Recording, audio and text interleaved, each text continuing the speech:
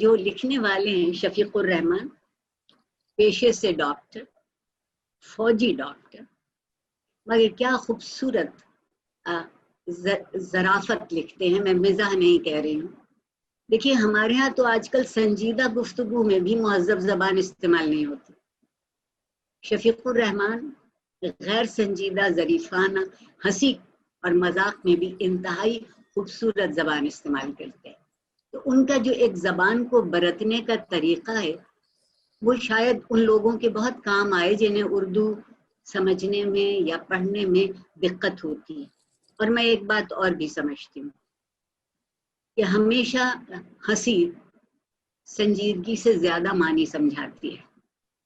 سنجیدگی میں معنی گم ہو جاتے ہیں، سننے والا مروب ہو جاتا ہے، بات ختم ہو جاتی ہے.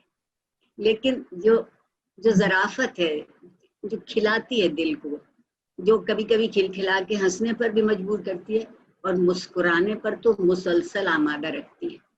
اور شفیق الرحمان اب سے بہت پہلے کے ادیب ہیں جب یہ معاشرہ مہذب ہوتا تھا.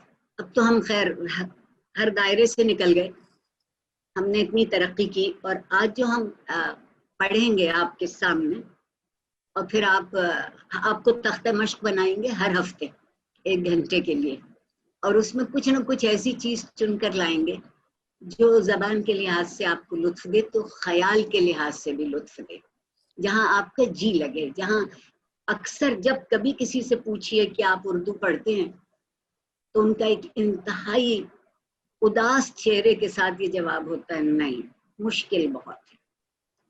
تو ہم نے سوچا ہم یہ حماقت کر کے دیکھتے ہیں کہ اردو مشکل ہے یا مشکل نہیں ہے.